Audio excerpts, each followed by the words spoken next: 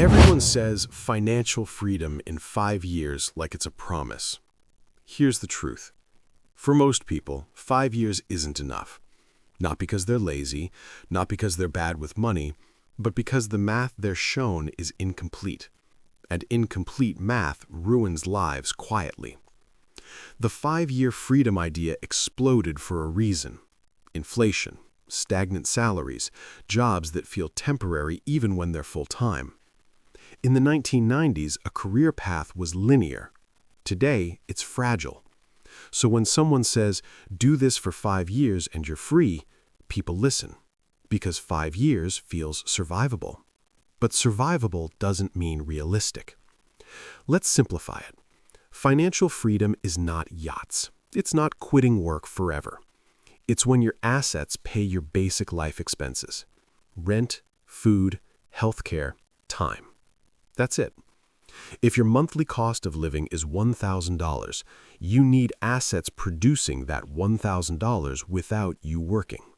Simple definition. Now comes the uncomfortable part. Let's stay conservative. Say you build assets that return 5% per year safely. To earn $12,000 per year passively, you need $240,000 invested. Not saved, invested. Now compress that into 5 years.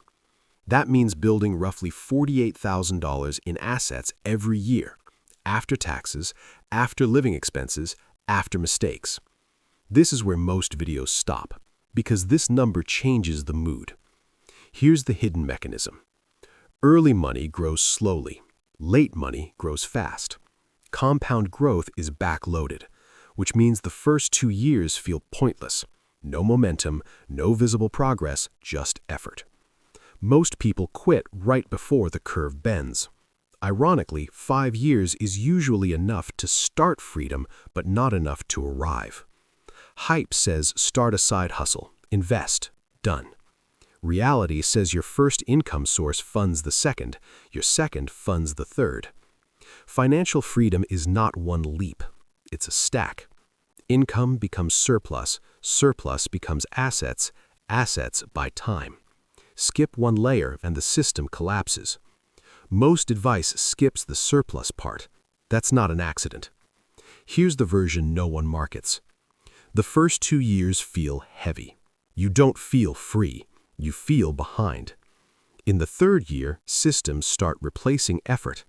In the 4th year, your money finally listens to you.